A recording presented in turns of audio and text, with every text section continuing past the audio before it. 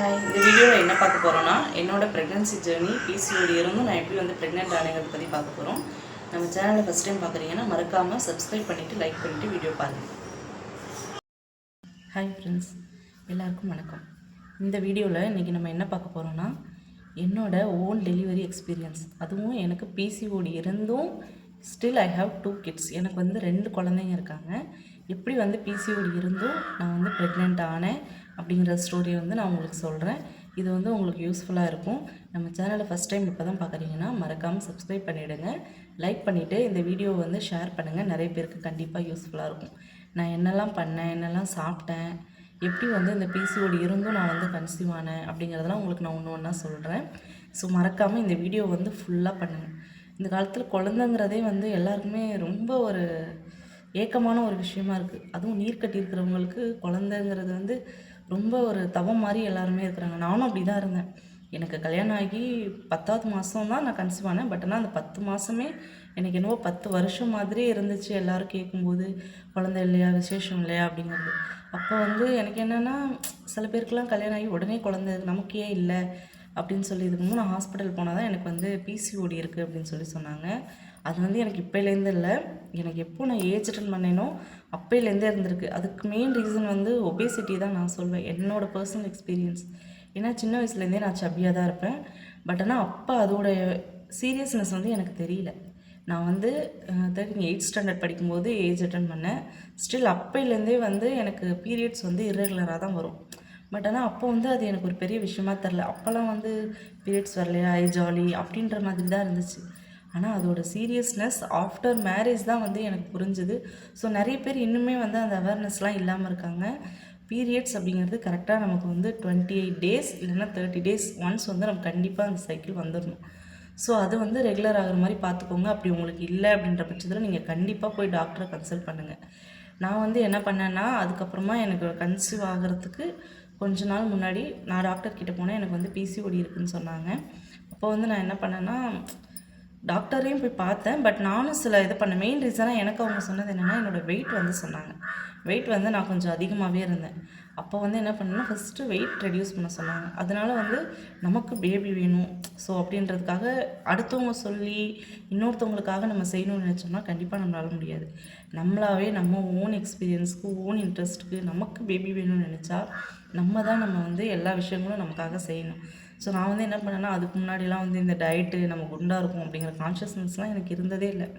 எப்போ வந்து குழந்தைக்கு நம்மளோட வெயிட் தான் வந்து ஒரு மெயின் ரீசனாக இருக்குது அப்படின்னு வந்து டாக்டர் சொன்னாங்களோ, அதுலேருந்து வந்து நான் என்ன பண்ணிட்டேன் அப்படின்னா, வெயிட் குறைக்கணும் அப்படின்றதில் ஃபஸ்ட்டு ஸ்டெப்பாக நான் வந்து வெயிட் கம்மி பண்ண முடிவு பண்ணேன்.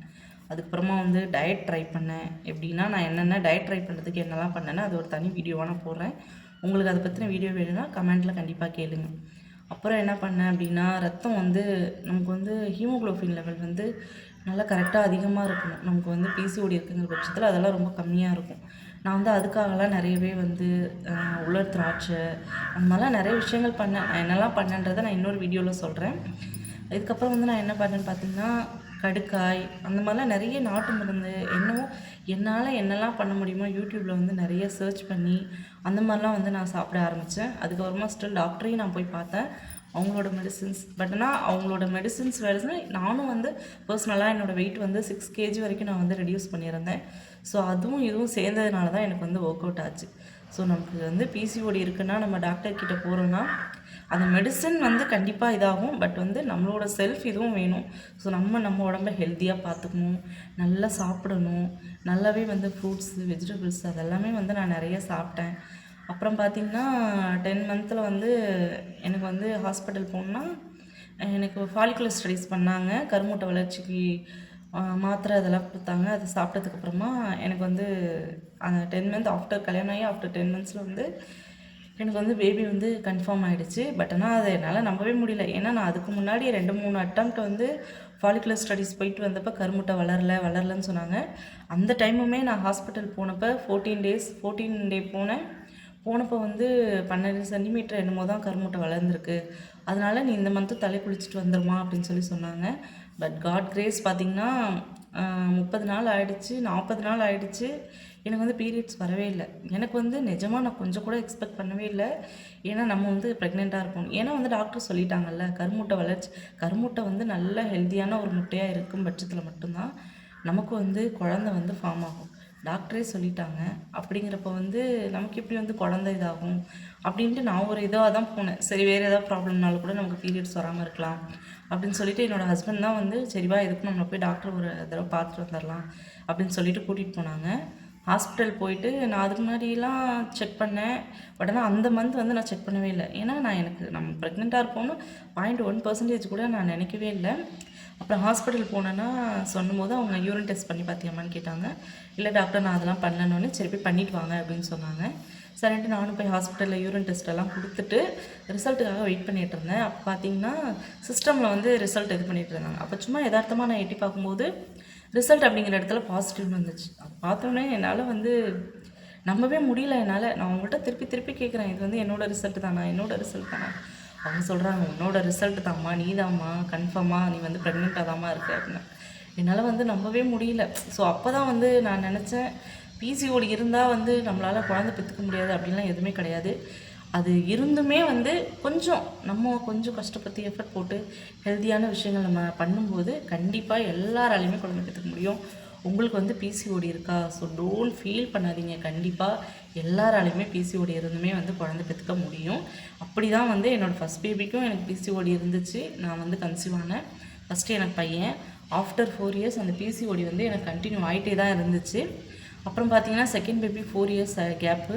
சரி நம்ம ட்ரை பண்ணுவோம் செகண்ட் பேபிக்குன்னு சொல்லிட்டு மறுபடியும் ஹாஸ்பிட்டல் போனேன். அப்போவும் எனக்கு பிசிஓடி இருந்துச்சு. மறுபடியும் அகெயின் வெயிட் வந்து எனக்கு அதிகமாக தான் இருந்துச்சு. மறுபடியும் அதே வெயிட் லாஸ் பண்ணேன். சேம் பாலிகுலர் ஸ்டடீஸ் பண்ணாங்க. கருமுட்டை வளர்ந்து என் செகண்ட் பேபி வந்து பொண்ணு இருக்கா. அவளுக்கு வந்து அந்த மந்த்தே வந்து எனக்கு வந்து ஓகே ஆகிடுச்சு. ஸோ பிசிஓடிங்கிறது ஒரு விஷயமே கிடையாதுங்க. அதை நினச்சி பயப்படாதீங்க. நீர்க்கட்டி இருந்தாலுமே நம்ம மனசு வச்சா நம்ம உடம்ப கொஞ்சம் நம்ம டேக் கேர் பண்ணி பார்த்துக்கிட்டோம்னா எல்லாராலையுமே குழந்தை பெற்றுக்க முடியுங்க. ஸோ வந்து இந்த வீடியோ உங்களுக்கு கண்டிப்பாக யூஸ்ஃபுல்லாக இருக்கும்னு நினைக்கிறேன். இதை பற்றின உங்களுக்கு வேறு ஏதாவது சந்தேகங்கள் இருந்துச்சுன்னா, நீர்க்கட்டிக்கு நான் என்னெல்லாம் சாப்பிட்டேன் அப்படிங்கிறதெல்லாம் நான் அடுத்தடுத்த வீடியோஸில் போடுறேன். வேறு ஏதாவது உங்களுக்கு கேட்கணுங்கிற டவுட்ஸ் இருந்துச்சுன்னா கண்டிப்பாக வந்து கமெண்ட்டில் கேளுங்க. அதுக்கு வந்து உங்களுக்கு நான் தனியாக ஒரு வீடியோ எடுத்து போடுறேன்.